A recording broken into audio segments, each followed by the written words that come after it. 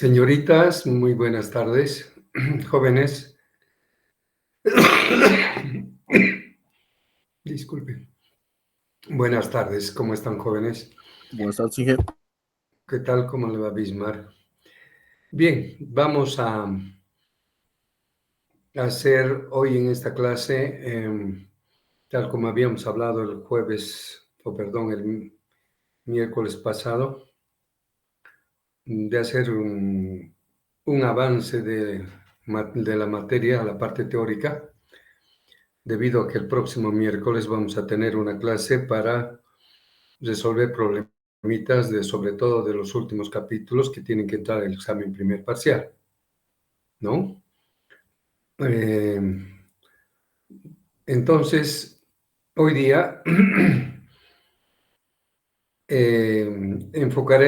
abordaremos un nuevo capítulo.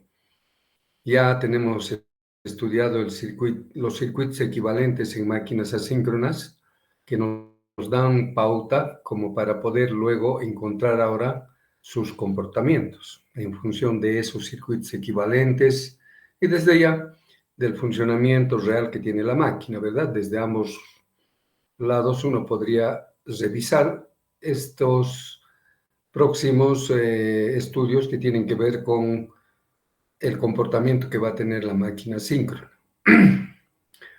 Así que entonces de inmediato les mostraré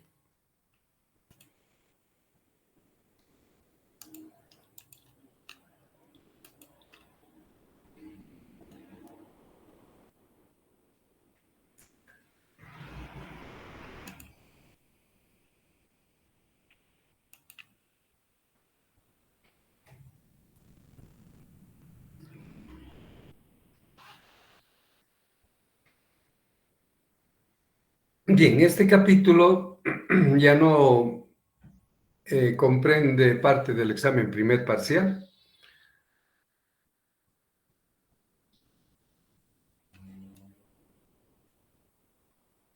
Este es un nuevo capítulo, entonces, que estamos en esta clase tratando de adelantar porque ya las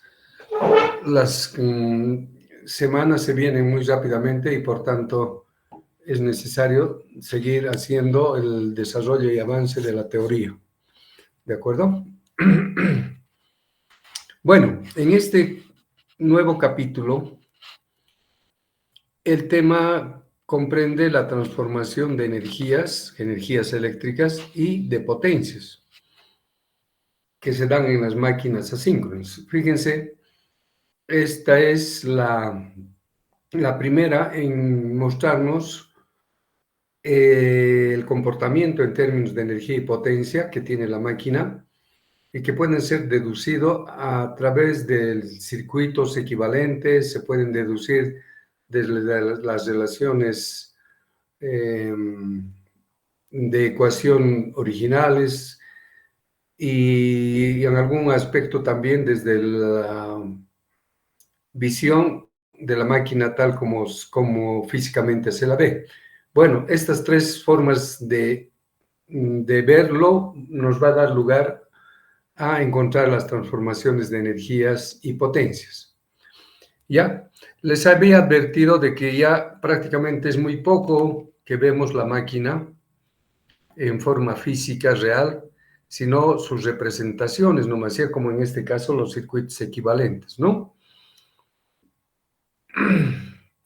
Bien, entonces nos pondremos a plantear las relaciones que nos pueden llevar a determinar la transformación de energía y de potencias. ¿Ya? En realidad, ambas relaciones tienen una cercana similitud porque ustedes saben que la energía eléctrica ya es igual a la potencia por el tiempo, ¿no es cierto? De modo que las relaciones van a ser muy similares para ambas, solamente que están cada una de acuerdo a sus consideraciones. Todo tiene que ver con el tiempo, ¿no es cierto? El tiempo. Pero ya, veamos previamente un poquito en el tema de las transformaciones de potencia. Bien,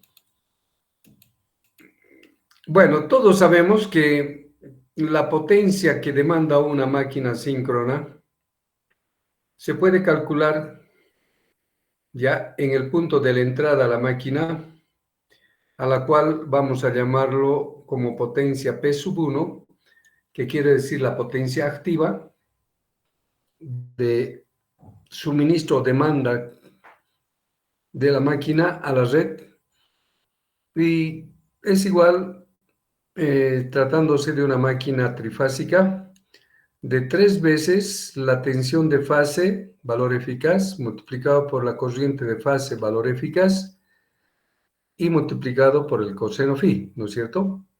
Eso es lo que sabemos. Pero también en algún momento, recuerdan que esa potencia se puede calcular mediante un estudio vectorial, ¿no es cierto?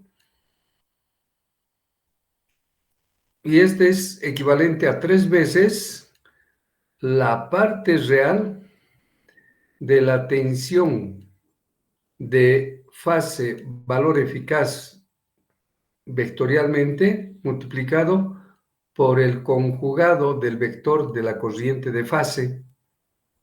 También esto de manera vectorial utilizando números y vectores complejos, ¿no es cierto? Ambos son relaciones que sabemos de algún modo entender, pero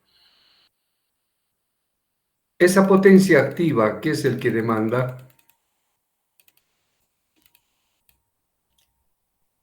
en un proceso de transformación de la energía eléctrica,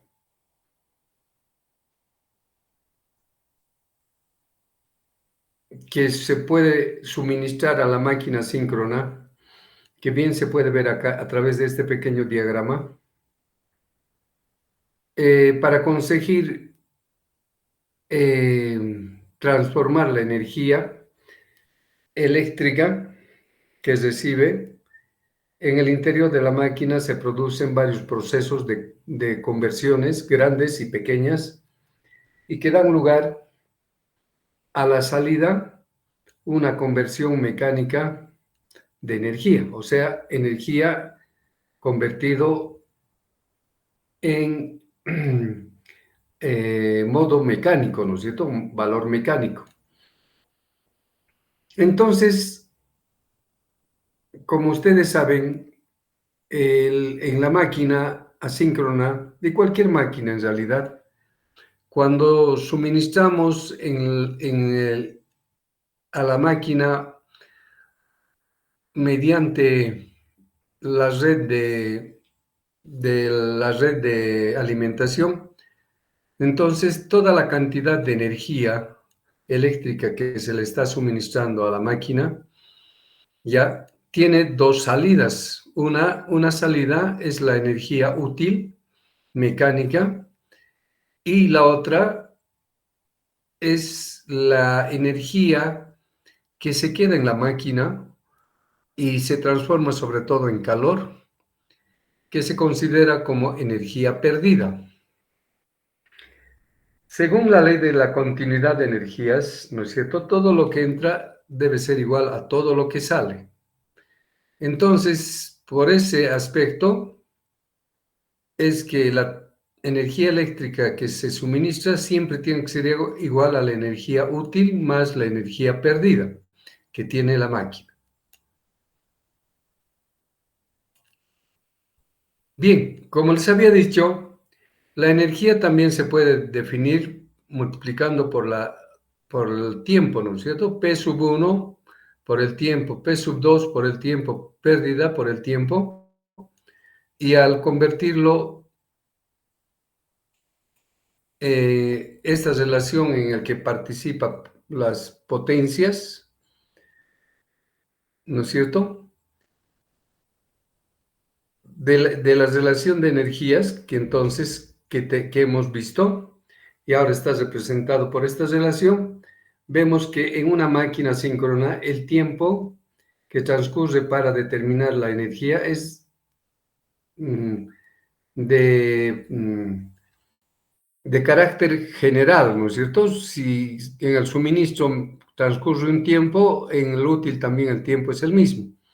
Por lo tanto, este tiempo es el mismo para todo y se la puede simplificar. Y entonces, la relación de transformación de potencias se convertiría ahora en términos de potencia, como la potencia suministrada es igual a la potencia útil más la potencia perdida, ¿no es cierto?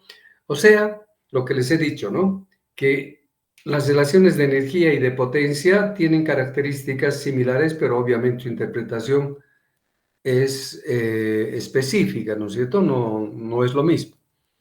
Entonces, de esa manera, encontramos que en la máquina síncrona uno puede trabajar también en términos de transformaciones de potencia y de esa manera ver cuál es la potencia de trabajo en cada lugar donde se está realizando el desarrollo de la energía en la máquina asíncrona. Entonces, en ese afán, empezamos por ver uno de los primeros lugares, es el referido a la potencia electromagnética. Ustedes han escuchado ya varias veces en el anterior capítulo. La potencia electromagnética es la potencia activa que se ha transformado en el rotor de la máquina asíncrona. Esa cantidad de potencia o ese valor de potencia más concretamente que se tiene en el rotor total, desde luego, se conoce como la potencia electromagnética del rotor de la máquina. Para poder calcular esta potencia electromagnética podemos utilizar las relaciones vectoriales de tensiones de las ecuaciones de tensión del estator y del rotor. Y esto nos va a ayudar a poder encontrar en términos de potencia relaciones que después las vamos a utilizar.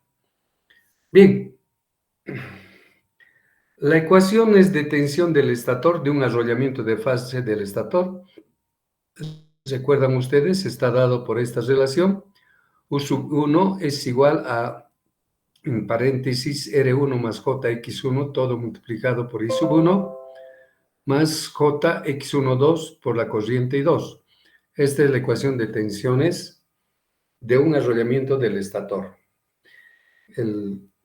Y la del rotor, características también similares, solo que el rotor no recibe ninguna tensión en forma directa, sino es a través del proceso de autoinducción. Y eso da lugar a esta relación de la derecha que dice que, entre paréntesis, la resistencia del rotor, R2, más la reactancia del rotor, ¿ya? Y todo multiplicado por la corriente I sub 2 vector, ¿no es cierto? Da la primera parte de la relación y más JSX21 y 1. Fíjense en esta segunda relación, como hemos dicho, el deslizamiento está marcando que las reactancias que se tienen en la parte del rotor ya son reactancias que tienen que cambiar sus valores de acuerdo a cómo está la velocidad de la máquina en el rotor. Y eso se analiza, se determina mediante el deslizamiento S. Por eso que en esta ecuación del segundo del rotor, la participación del deslizamiento es muy importante. Bien, esas dos relaciones, revisando como hemos dicho, podríamos hacer algunos pequeños ajustes en la igualdad y de esa manera encontrar relaciones que nos pueden servir mucho, como les dije, para lo que estamos queriendo obtener la potencia. Entonces, en ese afán de hacer eso, vamos a hacer que en la primera ecuación, ya, si lo multiplicamos a toda la primera ecuación por 3 el conjugado de la corriente I sub 1, ¿ya? Y es con la finalidad de convertirlo en ecuaciones de potencia, ¿ya? Encontramos que entonces 3i conjugado 1 multiplica sub 1 a la ecuación de tensiones, y aquí otra vez 3 veces i conjugado de i sub 1, aquí está, y en el segundo miembro otra vez 3 i conjugado i sub 1 están metidos. Y entonces ya tenemos una ecuación de potencias, ¿no es cierto? Porque estamos trabajando ahora con tensiones y corrientes a la vez. Si hacemos lo propio en el rotor, introduciendo 3 veces la corriente de rotor referido y 2 asterisco, entonces en la segunda ecuación tendríamos 3 y 2 asterisco, y en el segundo medio también se ve 3 y 2, y también ya está en términos de potencia.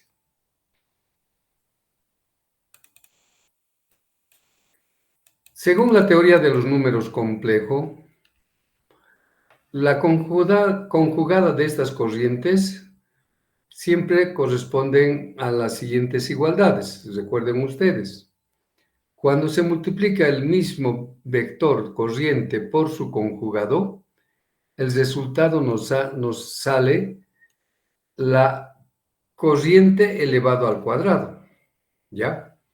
Eso es una de las relaciones de números y vectores en el plano complejo. Otro es que si le sacamos la parte real de la corriente por el conjugado de la corriente multiplicado por el operador J, esto siempre sale cero. Entonces son relaciones matemáticas que vamos a aplicar, por eso solamente hacemos una especie de reminiscencia para recordar. Entonces, justamente todo eso desarrollando en las ecuaciones, ¿no es cierto? Y poniendo las relaciones o identidades que hemos visto, podemos encontrar que en el estator, si le sacamos la parte real de 3 veces la tensión U sub 1 multiplicado por el conjugado de la corriente I sub 1, ¿no es cierto? Sabemos que nos va a dar la potencia activa, ¿no es cierto?, de suministro a la máquina. Y esto puede ser también ahora calculado mediante la ecuación como 3 veces el cuadrado de la corriente I sub 1 por R1 más la parte real de esto que está en el paréntesis, que está establecido en la relación, ¿verdad? Este 3i sub 1 al cuadrado, como ustedes ven, es resultado de las relaciones que estamos viendo acá, donde i conjugado es el cuadrado, y de esa manera tenemos i al cuadrado por R1. Por ese motivo es que hemos utilizado esa relación. Y en el rotor la historia es muy similar. Aplicando esas identidades, esas igualdades, otra vez tenemos 3 veces i2 al cuadrado por R2, ¿no es cierto? Debido a que la corriente del rotor con el conjugado de la corriente del rotor da i cuadrado, ¿no es cierto? Y ya estamos reemplazando ahora por i cuadrado.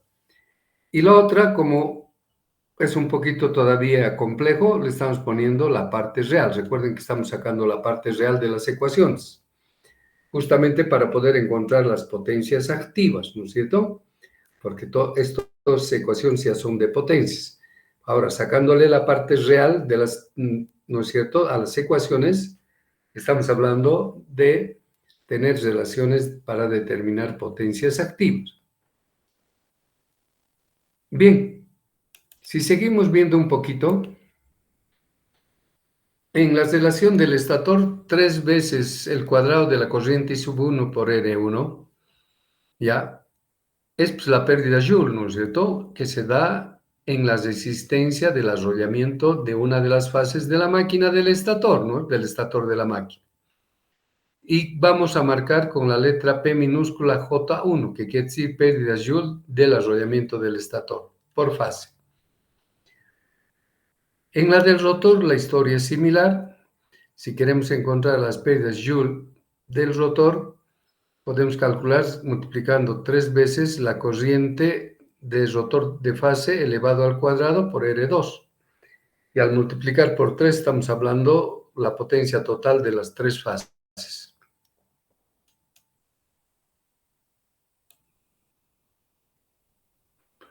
Bien, esas relaciones entonces vamos a ponerlo con el nombre de pérdidas Joule del estator y del rotor, ¿no es cierto?, para reducir nuestra ecuación. Ahora, si nos referimos a las relaciones que tenemos,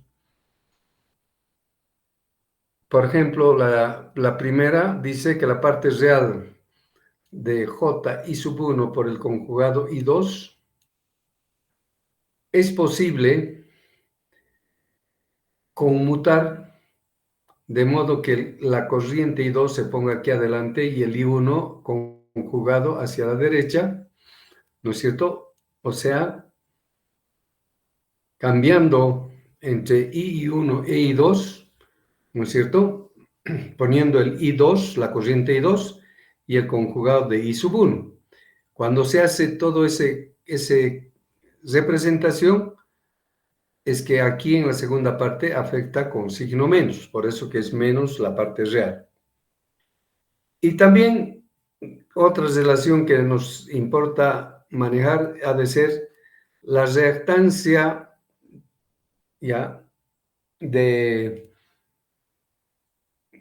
estator debido a la acción del rotor o la reactancia del rotor debido a la acción del estator, debido a que la máquina es simétrica, ¿ya? Las reactancias de ambas son iguales, ¿no es cierto?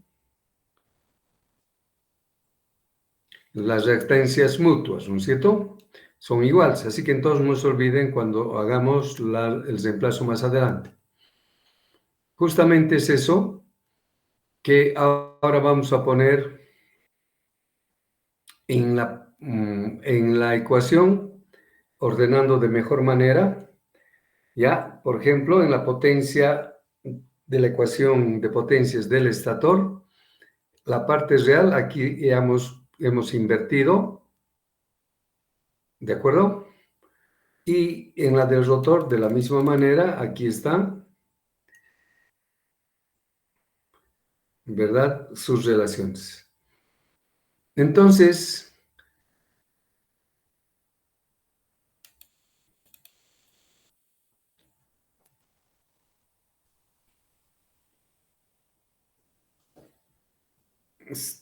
esta relación, exclusivamente la parte real de J3X12 I sub 2 por el conjugado I sub 1, podríamos, de las ecuaciones de voltaje del rotor, sacar corriente I sub 1, que nos da esta relación, y luego esa corriente I sub 1 que necesitamos, si la convertimos en conjugado, entonces conjugado de la corriente I sub 1, de la ecuación del rotor, si lo hacemos el conjugado, nos saldría toda esta relación. Ahora, esa relación, si reemplazo en el conjugado de la corriente, I sub 1, fíjense, todo lo que esté en el paréntesis sería la corriente, el conjugado I sub 1, que acabamos de encontrar, y multiplica al conjugado I sub 2, ¿no es cierto?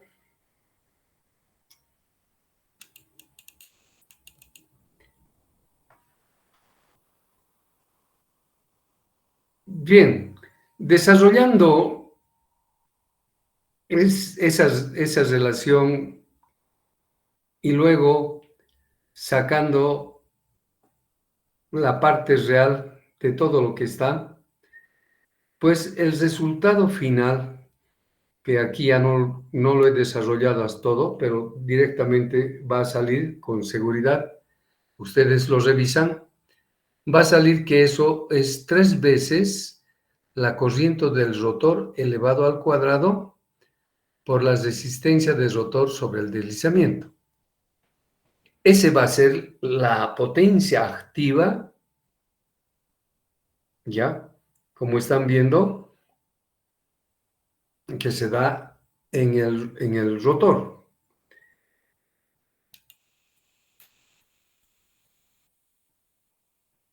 Entonces, a esa potencia, como habíamos dicho, se le va a llamar la potencia electromagnética, ¿no es cierto? Entonces, fíjense, todo este planteamiento de la parte real de este producto que hemos dicho, cuando hemos sacado, nos da por resultado 3 veces la corriente de rotor elevado al cuadrado sobre R2S. Por tanto, ahora la ecuación, o si quieren la relación de potencias que se tiene en esa ecuación, nos muestra que la potencia suministrado al estator de la máquina se nos va dentro de la máquina en las pérdidas Joule de los arrollamientos del estator, ¿no es cierto? Si fuera trifásico son las 3, ¿no es cierto? Y la segunda parte nos sale la potencia electromagnética definida por esta relación.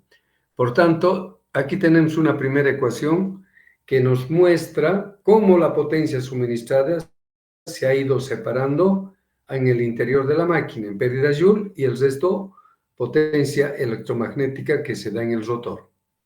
Si hacemos lo mismo en la ecuación del rotor, vamos a encontrar que la relación de potencia es 0 igual pérdidas Joule en el arrollamiento del rotor, ¿ya?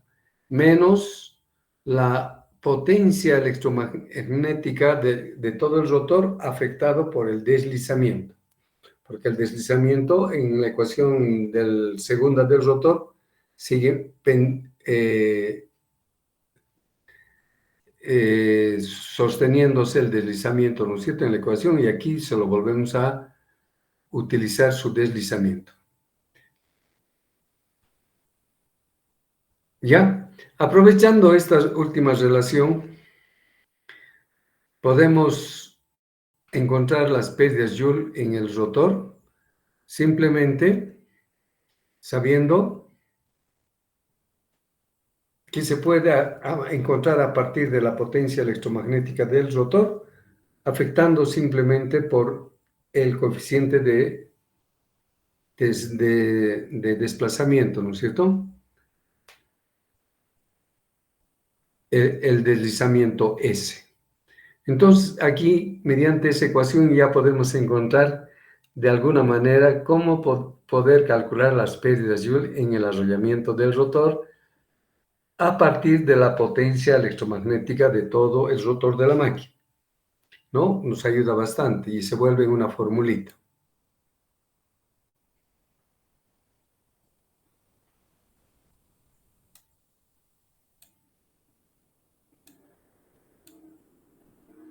Ya, entonces no se va a olvidar, hemos obtenido la primera relación o ecuación de transformación de potencias, donde les dice que toda la potencia suministrada a una máquina asíncrona, en el interior de la máquina se convierte en dos potencias, una que es las pérdidas Joule, que se consumen en los arrollamientos del estator, y el resto se transfiere al rotor como potencia activa útil, la potencia electromagnética.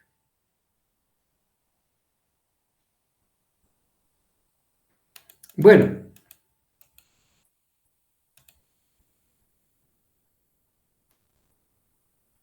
lo que está faltando otra vez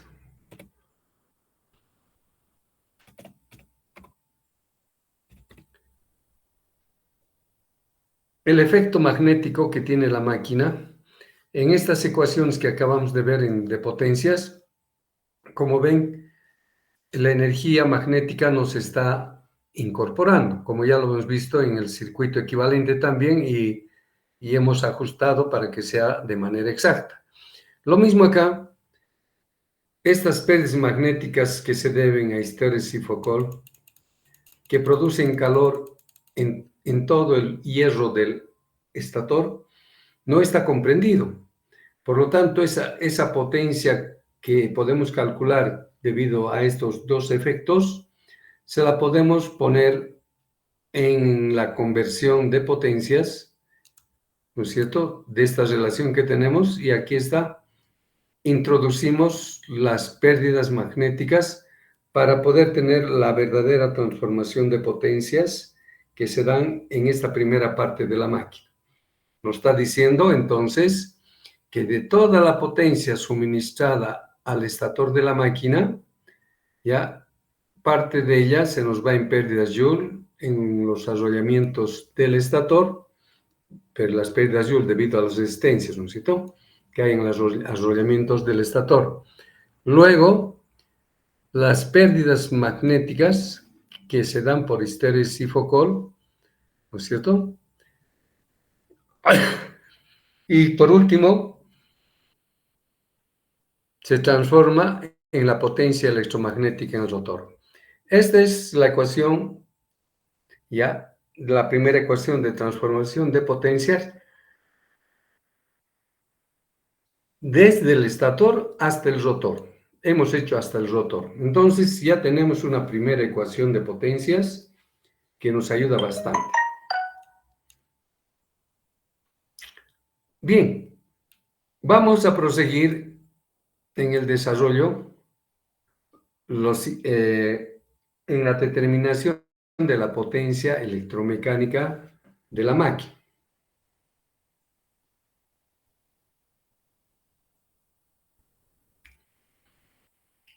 Fíjense, dentro de la transformación de la potencia,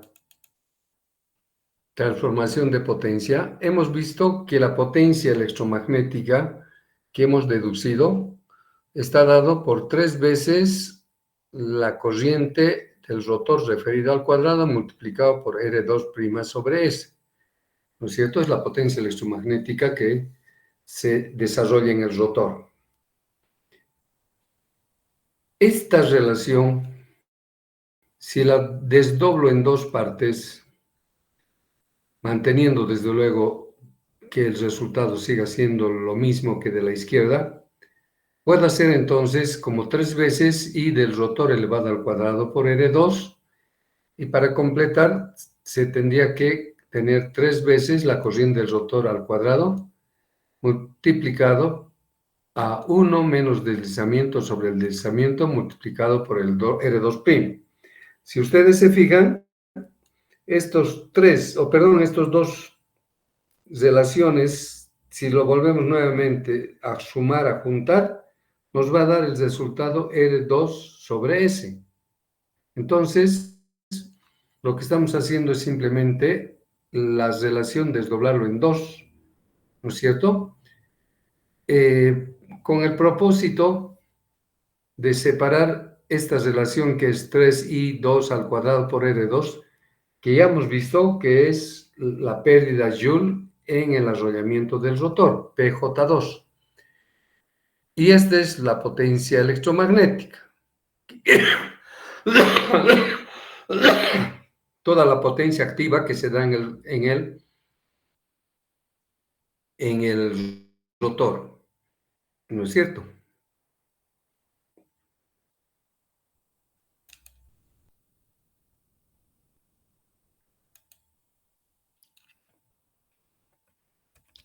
En realidad deberíamos haber puesto en mayúscula, ¿ya? Entonces, esa potencia electromagnética que se ha recogido en el rotor, ya una parte de esa potencia eléctrica se ha consumido en los arrollamientos en las resistencias del arrollamiento del rotor, llamado pérdidas Joule del rotor. Y el resto de potencia que queda de esta relación, si nos fijamos, estamos viendo que el rotor está empezando a dar vueltas. Y el rotor, cuando está dando vueltas, entonces está transformando su potencia mecánica, ¿no es cierto? Se está convirtiendo en potencia mecánica. A esa cantidad de potencia que existe, le vamos a llamar la potencia electromecánica. Entonces, fíjense, aparece una segunda relación intermedia, la que nos puede determinar que la potencia electromagnética del rotor siempre se logra sumando las pérdidas Joule del arrollamiento del rotor más la potencia electromecánica, que es la potencia del proceso eléctrico que se está convirtiendo en mecánico. Ya es mecánico esa potencia, potencia electromecánica. ¿Ya? Entonces, agarrando esa relación,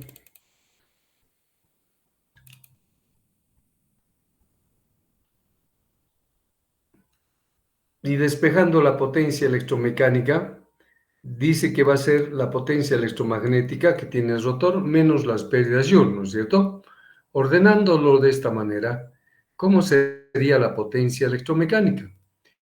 La potencia electromagnética es 3 veces I2 al cuadrado por R2 sobre S, que es por lo que teníamos, y las pérdidas Joule en el rotor está dado por S, ¿no es cierto?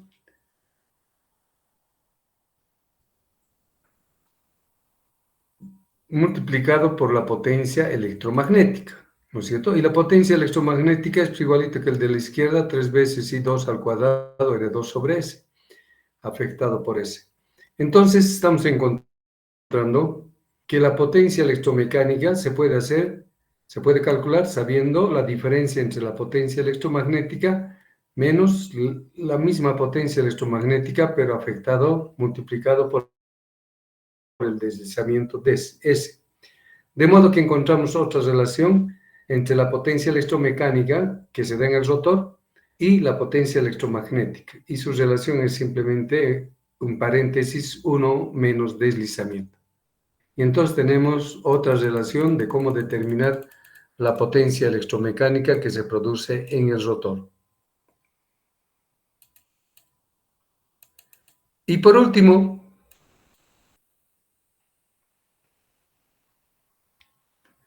la potencia útil en el eje, ¿cómo podemos determinar? Hasta ahorita lo que hemos hecho es que viendo la máquina nada más, ¿no es cierto? Aquí está el rotor, y en esta parte, cuando empieza a girar el rotor, en este punto del rotor podemos determinar la potencia electromecánica que acabamos de calcular. Esa es la potencia electromecánica pura que el rotor está transformando, ¿no es cierto?, debido a sus efectos de conversión. Pero recuerden que esa potencia electromagnética, no, perdón, electromecánica, que está haciendo girar el rotor, hace que por ese giro haya fricción y ventilación en los rodamientos que soportan al rotor, ¿no es cierto? Entonces, esas pérdidas de potencia hay que tomar en cuenta porque el calor que se produce en los rodamientos es debido justamente a las pérdidas de fricción. Entonces, esa fricción que se está produciendo en los rodamientos, ¿no es cierto?, que genera una potencia muy propia del rodamiento, entonces es la que está haciendo disminuir al valor de la potencia electromecánica que el rotor estaba desarrollando. Por lo tanto, la potencia útil en el eje va a ser la diferencia entre la potencia electromecánica menos la pérdida de potencias por fricción y ventilación, ¿no es cierto? Dicho de esta manera, podemos encontrar la relación final de que la potencia útil en el eje, potencia mecánica útil en el eje, que vamos a llamar P sub 2, se puede deducir de la potencia electromecánica pura que se da en el interior del rotor, menos las pérdidas de fricción mecánica en los rodamientos, ¿no es cierto? Y la ventilación, porque recuerden que en el eje también hay un ventilador. Y eso, todo eso frena a que esa potencia electromecánica pueda desarrollar libremente, ¿no es cierto? Haciendo que disminuya y tomando esa disminución nos da la potencia útil verdadera, ¿no es cierto?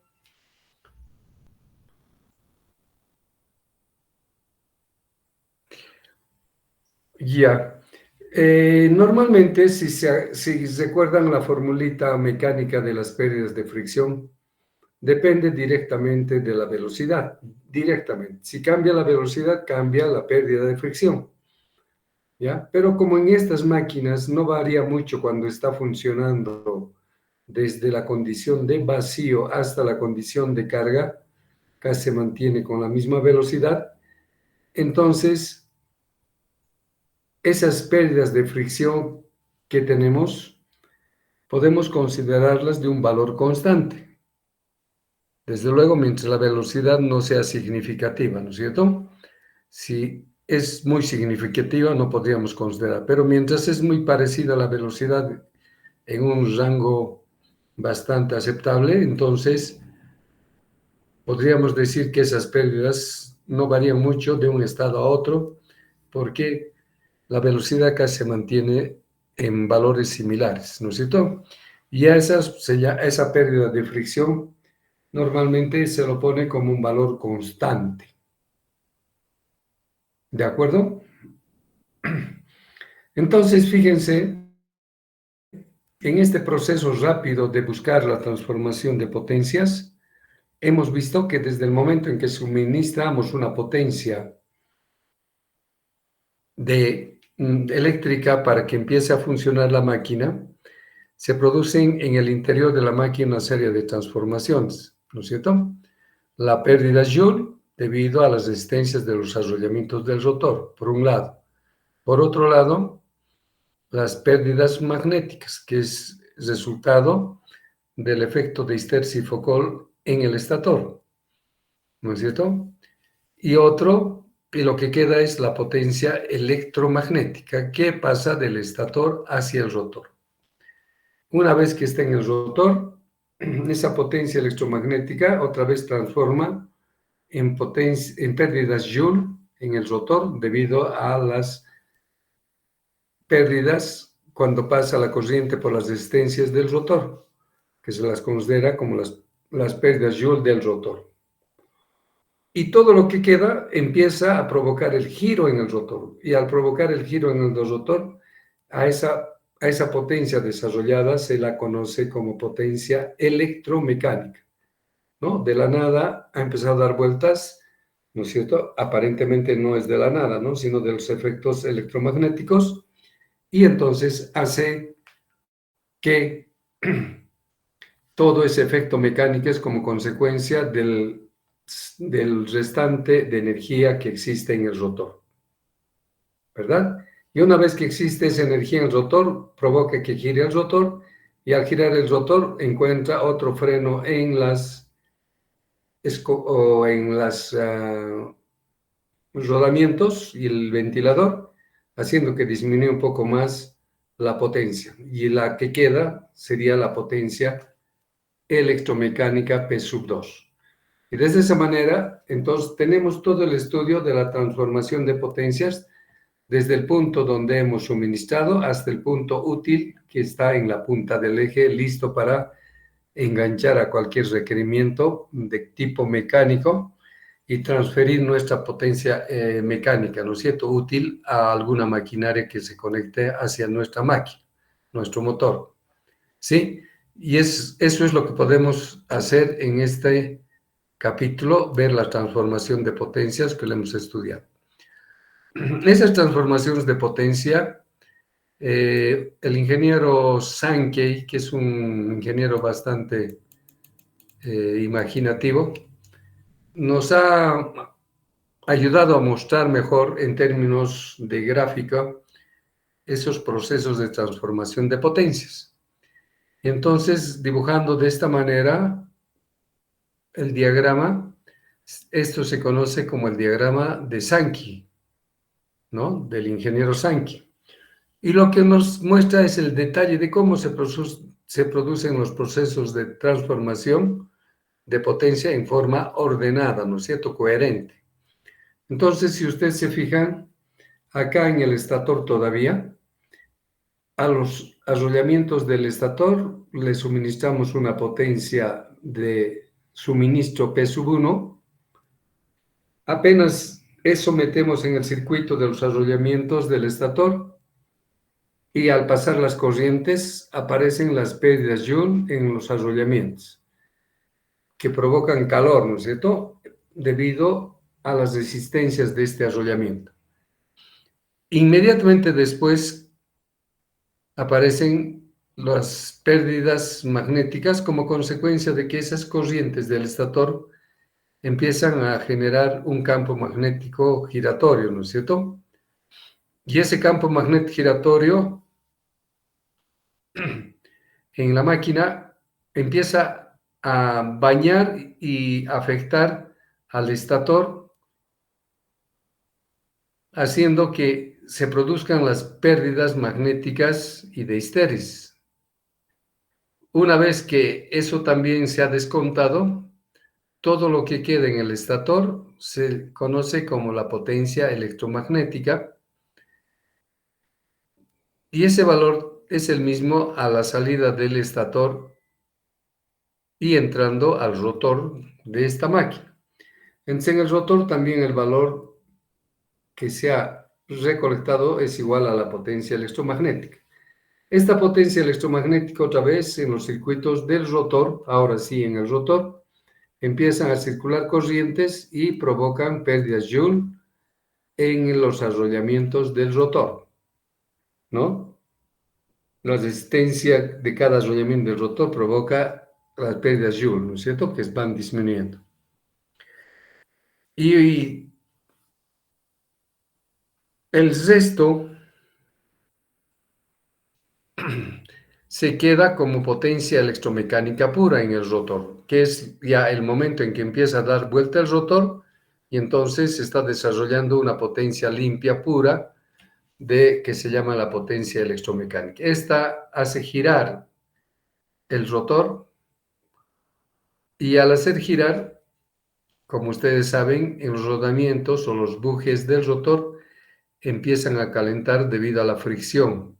Y si cuantificamos esa fricción, esa potencia de fricción o pérdida de fricción también, ya es la que nos da las pérdidas de fricción mecánica, ¿no es cierto?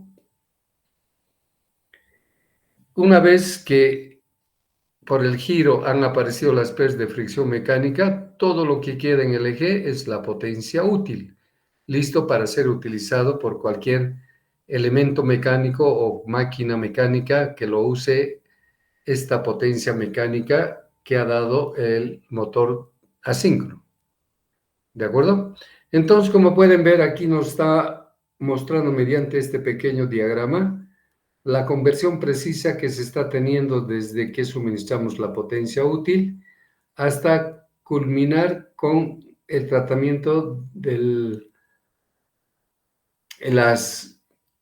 en el eje del rotor, ¿no? Una vez quitado las pérdidas de fricción, entonces la potencia lista para poder utilizar del motor, que se conoce como la potencia mecánica del rotor P2. Entonces, esta es la forma del diagrama de transformación de potencias que se tiene en las máquinas asíncronas. ¿Ya? Y con eso prácticamente estamos viendo todos los procesos de transformación de potencia. Ahora, esa potencia útil que se tiene en el eje del rotor, si lo compara con la potencia suministrada a esa máquina, la relación de ambos, la potencia útil sobre la potencia suministrada, y si lo multiplico por 100, me va a dar el rendimiento expresado, ¿no es cierto?, en porcentaje. Entonces, con ese rendimiento uno puede ver los atributos que está teniendo la máquina. Si los valores son grandes, entonces la máquina está muy bien, pero si son muy bajas, entonces hay que preocuparse, ¿no? Entonces, la formulita es esta simplemente, P sub 2 sobre P sub 1, para encontrar el rendimiento. Ese rendimiento se puede encontrar en función de la potencia Garibaldi. Entonces, el rendimiento, simplemente manejando la ecuación de arriba, reemplazando también por las relaciones que ya conocemos, la potencia P sub 2 es P sub 1 menos las pérdidas, y dividir entre P sub 1 es lo mismo, ¿no es cierto? Es una forma también de encontrar el rendimiento mediante estos parámetros. Lo propio de la derecha, ¿no? En función de la potencia útil. También, cualquiera de ellas, el rendimiento es el mismo, ¿no es cierto? Es el mismo valor. Y de esa manera, podemos también saber el atributo técnico que tiene una máquina mediante el rendimiento. Cuando me dice que el rendimiento es del 90%, entonces digo, el 90% de toda la potencia suministrada es que lo está convirtiendo en potencia útil en el eje del rotor. Y entonces es bueno, ¿no? Pero si me dice 50% nomás, entonces es muy bajo, ¿no es cierto? Es mucha potencia de suministro que hemos hecho para poder encontrar un 50% de aprovechamiento nomás. Y eso no se ve bien, ¿de acuerdo?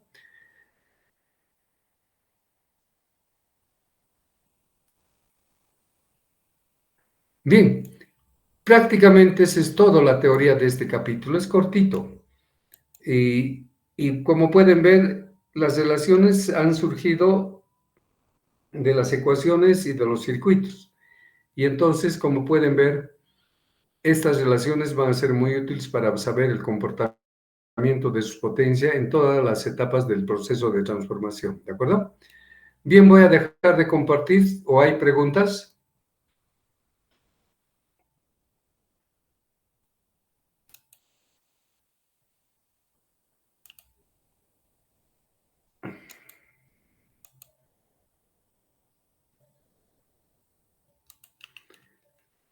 Entonces, este capítulo, siendo un capítulo muy cortito y bajo un proceso de análisis bastante objetivo, hemos podido encontrar relaciones que nos permiten ver cómo se comportan las potencias en todas las etapas de la transformación de la máquina síncrona. Lo que podemos calcular, ¿no es cierto?, en cada una de ellos, y luego podemos determinar la energía. Para determinar la energía simplemente hay que multiplicarlo por el tiempo, ¿no es cierto? Y de esa manera saber la energía que se gasta o se genera en un determinado tiempo. Y con eso estaría completado. ¿Tienen alguna consulta?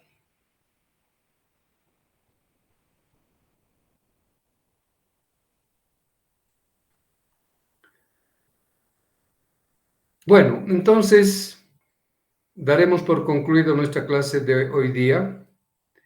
Y el próximo miércoles voy a dar una clase presencial, o sea, voy a estar presente en el edificio nuevo de la facultad, y en la entrada del edificio, por favor, ahí me pueden estar esperando, y buscamos una aulita, seguramente que esa hora vamos a poder encontrar una aula para que podamos hacer estos problemitas, ¿de acuerdo? Así que entonces los espero la próxima clase, que es el miércoles a las 11:15, en la puerta de ingreso del edificio nuevo. Ahí nos vamos a encontrar. Muchas gracias, hasta luego. Hasta luego, Inge. Hasta luego, Edwin.